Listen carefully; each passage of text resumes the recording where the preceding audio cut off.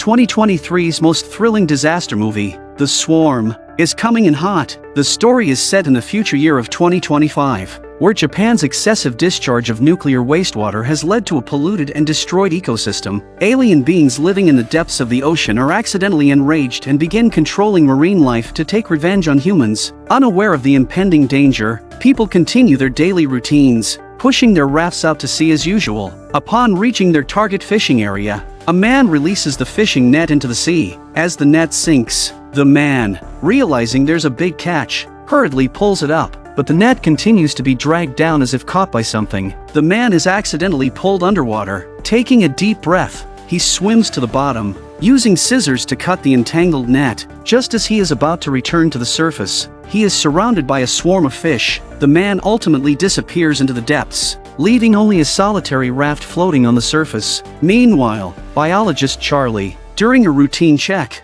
discovers that the sensor below the buoy is entangled in a fishing net. She dives to the seabed with a knife to free the net and retrieve the sensor. As she is halfway through cutting, the buoy loses signal. Charlie, hearing a loud roar from the depths, hastens her efforts. In the pitch-black waters, she knows a fierce sea creature could strike at any moment. Fortunately, Charlie manages to free the net and brings the sensor back to the surface. Securing the instrument to the buoy, she swims towards her boat. As the sea monster nears, Charlie climbs aboard just in time. On the beach, an eerie event unfolds. A dead orca, covered in long scars from a large creature's attack, is found. Sheriff Leon suspects foul play and initially targets the local fisherman. He believes someone killed the orca and dragged it ashore. Noting that it couldn't have lived in this area during this season, he drives to the village, using the missing man's case to confront the captain. The straightforward captain shows Leon his boat, revealing the carnage caused by the orca attack. He insists the orca has nothing to do with the fisherman,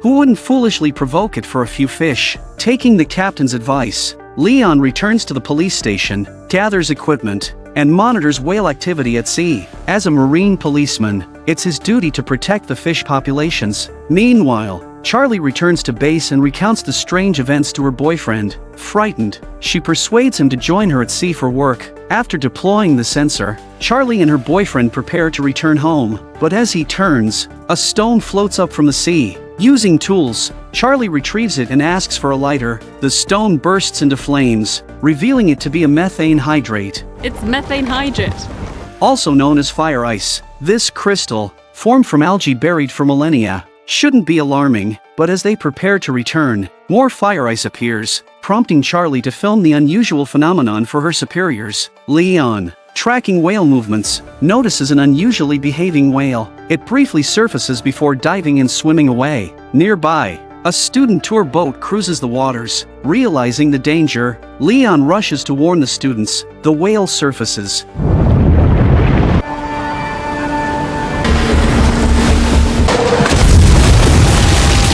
This is Zodiac, come in!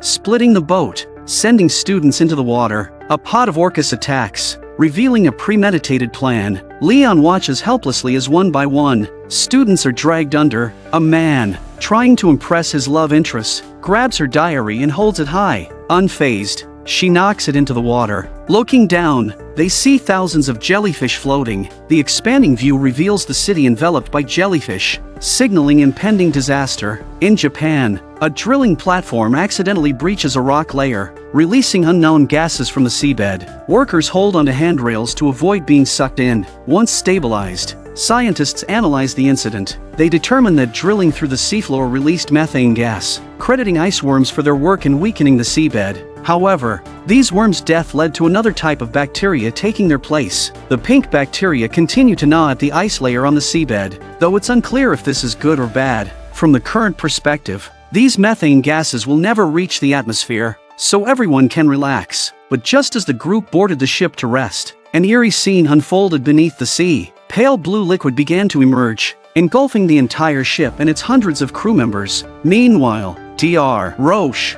while performing an autopsy on a deceased person in a restaurant, discovered a unique bacteria in their blood. To confirm her suspicion, Roche cut her own finger for comparison. The result was shocking. The deceased contained a special strain of Vibrio vulnificus. This bacteria spreads rapidly upon human contact. During its spread, it continuously produces toxins, causing the black fluid in the victim's mouths. However, current research indicates this bacteria is not typically fatal. Roche concluded that the bacteria in the victims was a new mutant strain, but fortunately, no one else was infected. Just as Roche was relieved no one else was infected, a colleague delivered bad news. All the employees of yesterday's restaurant fell ill overnight. They are now in the hospital's emergency room, facing a huge challenge. After notifying all the hospital doctors by phone, Roche went to the supermarket to buy large amounts of bottled water for the boarding school children. The water supply is contaminated, and they should avoid bathing if possible. Roche then instructed her daughter to drive her brother out of the city,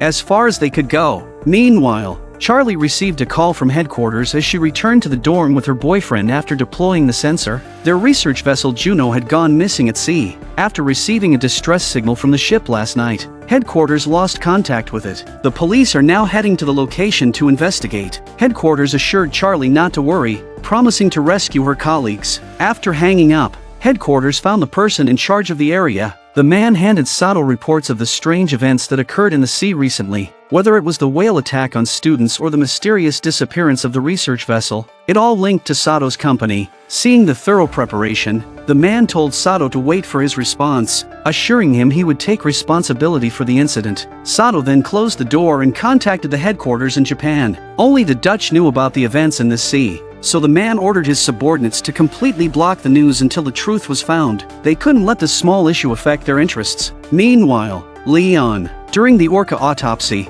found an unknown white fluid in their brains. It was identical to the substance found on the restaurant's lobsters, indicating both were infected by something causing abnormal behavior. Leon immediately went to the police station to locate the whale that attacked the students. Marking the positions with a pencil, a patterned route emerged. By following the whale migration route, they could predict the next attack location. Leon then sailed to the sea, used the sensor to locate the whales, and donned a diving suit to explore the seabed. Finding thousands of whales hanging upside down, taking advantage of their sleep, Leon secretly placed a monitor on the whales. This way, they could track the whales no matter where they went. Just as Leon was about to return to shore after finishing his task, the noise unexpectedly woke the sleeping whales. Thousands of enormous creatures instantly surrounded Leon. As the whales were about to attack Leon, he removed his gear and quickly climbed onto the boat. His teammate then drove the yacht away from the area at full speed. Back at the police station, Leon eagerly opened the monitor installed on the whale.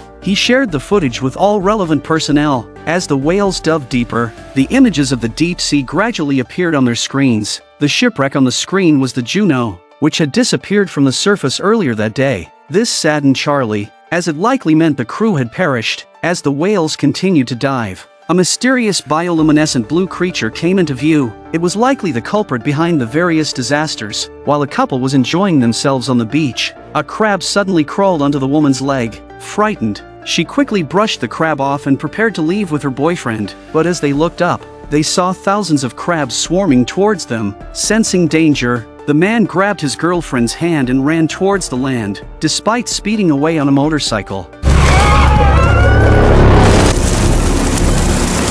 They were eventually intercepted by the crabs and became their prey. The scene expanded, showing the large town overrun by crabs. Meanwhile, Leon and his team, after receiving the whale surveillance footage, discovered the whales were being drawn towards a pale blue light source as they dove deeper. Current scientific knowledge states no marine life can emit such a light. Leon suspected something was hidden beneath the sea area. After discussing with his friends, Leon decided to sneak into the Japanese port managed by Mifune alone. Climbing over the fence, Leon reached the port's interior, but as he was about to pass through the containers to the sea, he was unexpectedly arrested by security personnel. In the security room, Sato didn't hand Leon over to the police but had his handcuffs removed and spoke with him privately. Leon had fallen into their trap the moment he entered the port. The mastermind was Japan's Mifune group, who wanted to meet Leon. During their conversation, Sato learned that the restaurant chef had died after buying lobsters from Japanese waters, infected by deadly bacteria. To verify this suspicion, Leon compared lobsters from nearby waters. The results showed this bacteria only existed near Japanese waters and was spreading. potentially worldwide soon. That's why Leon risked investigating their port. Understanding the situation, Sato allowed Leon to continue investigating the bacteria's origin, promising full support. They then escorted Leon out of the port, and as he drove away, armed guards sealed the entrance. Sato contacted Yamamura in Japan. Despite Leon revealing the truth, his actions posed a significant problem for the shipping company. Yamamura didn't want this issue to affect their interests, so he assigned his men to keep a close watch on Leon. Meanwhile, Roche was in an emergency meeting with government officials. Their hospital was overrun by the mutant bacteria, and no antibiotics were effective. The bacteria could spread through saliva, air, water, and more, so they urged higher authorities to take the situation seriously and halt all Atlantic coastal fishing activities. After hearing Roche's suggestion, the superior showed no concern for Roche's proposal. He believed the country's economy was more important and decisively rejected Roche's suggestion. He allowed the extensive fishing activities to continue, unaware that this foolish decision would bring unprecedented disaster to the country. Seeing her efforts were in vain, Roche reluctantly called her daughter. Seeing that her family was safe, Roche finally felt relieved. She then instructed her daughter not to bathe during this period, and if necessary, to boil the water first. They would get through this crisis. Meanwhile, on the survey ship in Japanese waters, scientists controlled a robot to search for ice worms on the seabed. They found only uneven trenches, with no expected oil pipelines.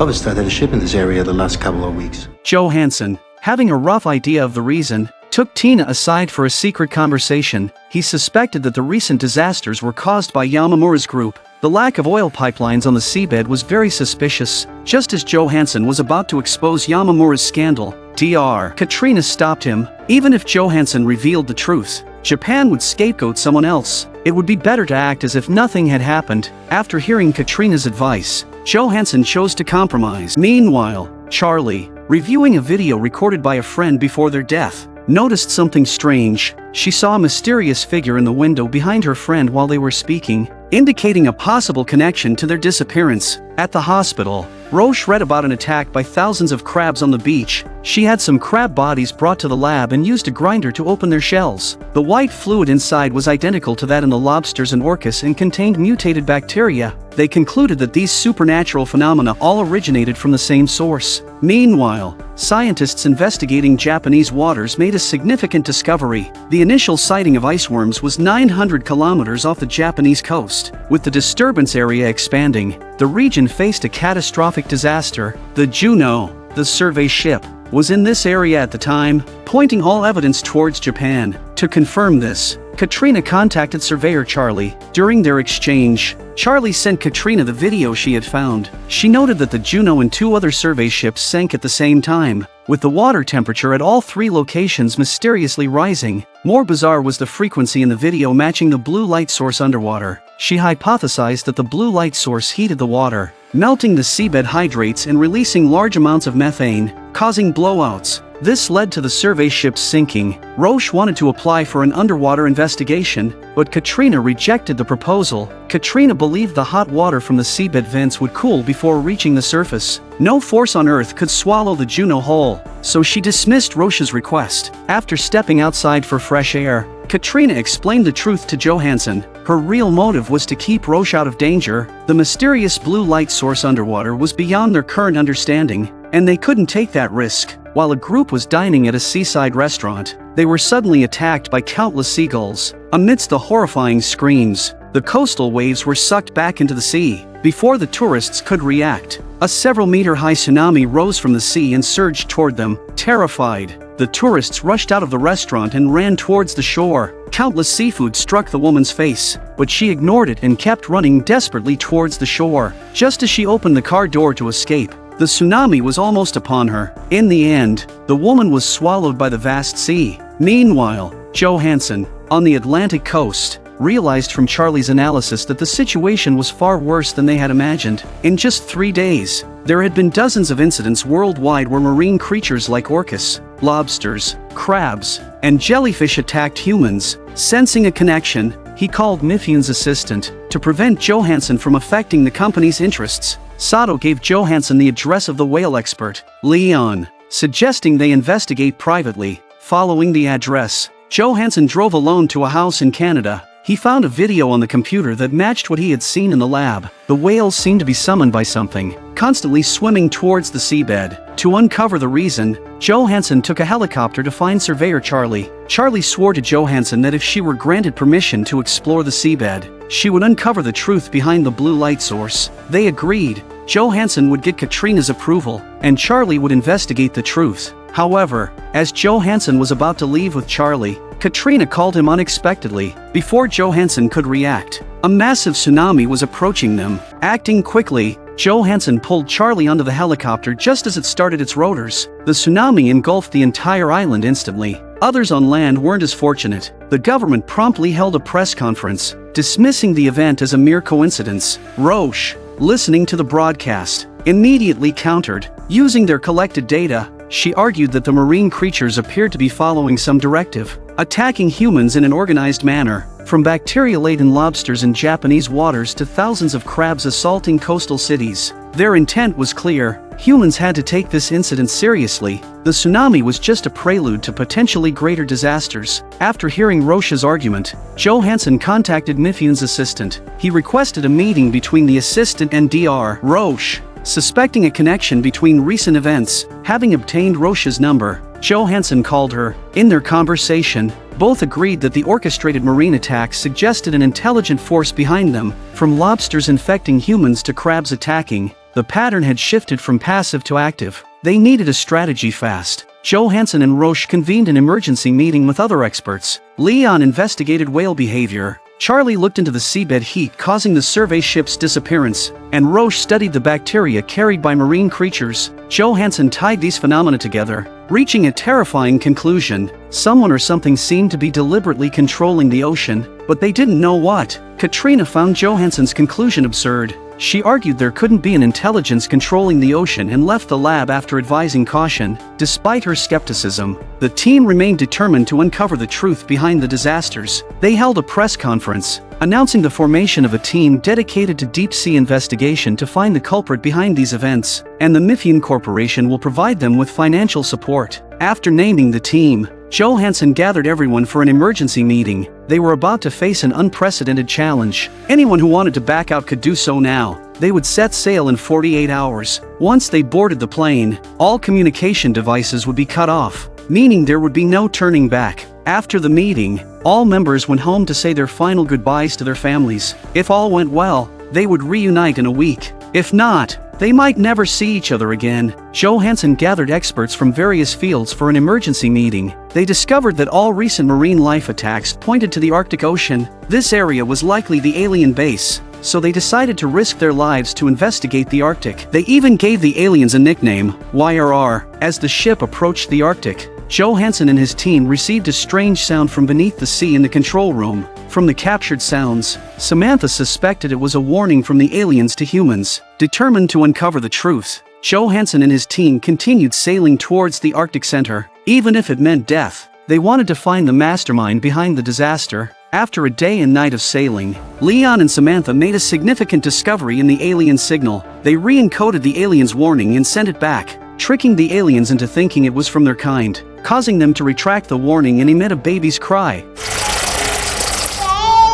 This bewildered Leon and his team, deepening their understanding of the aliens. To trace the signal's source, Charlie and another teammate boarded the survey submersible, deciding to dive into the deep sea to find the mysterious alien. At a depth of 2,000 meters, the radar showed an unknown creature approaching Charlie and her teammate. For their safety, the captain immediately ordered Charlie to return the submersible to the surface. The terrifying creature was larger than they had imagined. As the submersible neared the ship, Charlie saw something eerie through the glass. The blue light source underwater was actually a living monster. Once Charlie and her teammates safely returned to the ship, Leon received another warning from the aliens on the computer. The signal they had sent was decoded. The aliens threatened to retaliate against humans for their environmental destruction by controlling marine life. While Leon and his team devised a strategy, maintenance worker Alicia was drawn to the blue light source near the pool. As the light flickered, the ship suddenly lost power. When the control room lights came back on, they found Alicia unconscious by the pool. Realizing the danger, they quickly moved Tina to the medical room. Roche found cerebrospinal fluid flowing from Alicia's nose, indicating possible brain damage. They needed to operate immediately to prevent severe consequences. After administering anesthesia, Roche's skilled surgery temporarily saved Alicia, but they found virus cells in her spinal fluid identical to those in the marine creatures. This indicated that Alicia had physical contact with the aliens during the power outage and was infected. To prevent further infection, the captain ordered the ship's doors to be sealed. This way, the aliens wouldn't have physical contact with them. Meanwhile, Leon, Samantha, and their team were trying to establish communication with the aliens. They hoped to send information about human evolution to gain the aliens' forgiveness. Just as Samantha was confident of their success, Charlie noticed something strange while inspecting the ship. The blue light source underwater grew stronger, coalescing into a marine-like creature in front of Charlie. Johansson immediately relayed this significant discovery to Mifune in Japan and invited him to their ship. They realized the single-celled organisms they were seeing controlled recent disasters and could merge to form larger cellular masses. Alicia was infected after touching part of these billions of cells. These entities surpassed all known earthly knowledge. After communicating with the aliens using human evolutionary genes, Samantha received a response. It turned out that an ancient organism from 250 million years ago lived under the Arctic Ocean. The alien YRR was part of this single-celled collective, surviving through a form of collective memory. YRR believed humanity's excessive release of nuclear wastewater had polluted the ocean, and they wanted humans to pay. However, since humans now recognized their past mistakes and sought negotiation, YRR agreed to give them a chance, but until satisfied with the terms, YRR would continue retaliating against the land. To gain leverage in the negotiations, the crew started collecting seabed water in special equipment. At the same time, they were analyzing the virus in the single-celled organisms. As biologist Roche was about to achieve a breakthrough,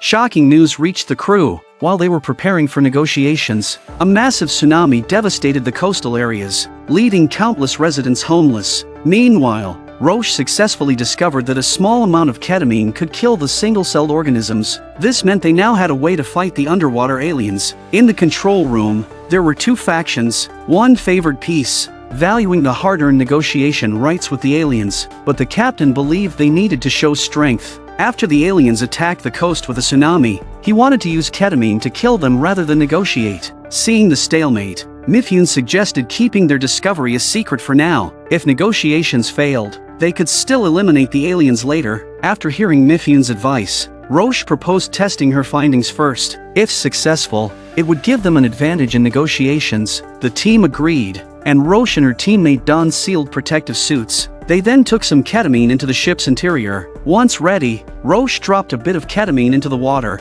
Immediately, blue light sources appeared on the surface, and the ship's lights started flickering. The aliens, seeing humans secretly experimenting while pretending to negotiate, prepared to punish them with a tsunami, ending the talks. A deafening explosion shattered all the ship's glass. When Roche regained consciousness, her teammate was barely alive, lying on the water's surface. Realizing the danger, the team quickly rescued the man and brought him to the medical bay. Meanwhile, the control room crew noticed the ship was in trouble. Without power, it seemed to be dragged towards an iceberg. Upon impact, everyone in the cabin was thrown to the floor. Before they could react, the aliens emitted the blue light again, continuing to drag the ship towards the iceberg. They intended to keep the humans on board in constant fear until they killed them all. Seeing that the captain's foolishness was the cause of everything, Johansson could only grumble. The ocean holds about 13.5 trillion liters of water. If they wanted to use a vaccine to kill the alien organisms, humans couldn't produce enough ketamine. So, the only option now was to find a way to negotiate with the aliens. During their discussion, Johansson came up with an idea. They could inject the alien virus into Roche's teammate. Once the virus merged with Jack, Charlie would take the unconscious Jack in the submarine to the depths as an offering to the aliens. As they finalized their plan, the blue light dragged the ship into another iceberg. With time running out, they had to act quickly.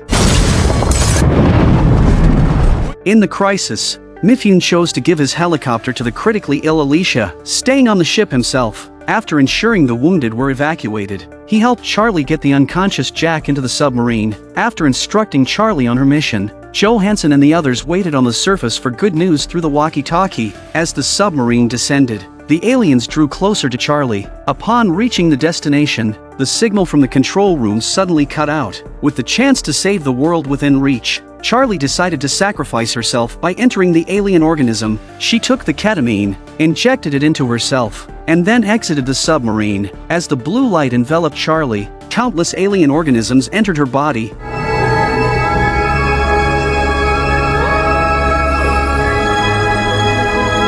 Meanwhile, Johansson on the ship sensed the tide turning. The blue light was visibly retreating to the seabed. Ultimately, Charlie used her body as a vessel to destroy the alien organisms. The scene shifted to a woman in white lying on an Arctic beach. When she turned, it was Charlie. Her eyes were now blue, leading everyone to wonder if she was still Charlie or had been taken over by the aliens.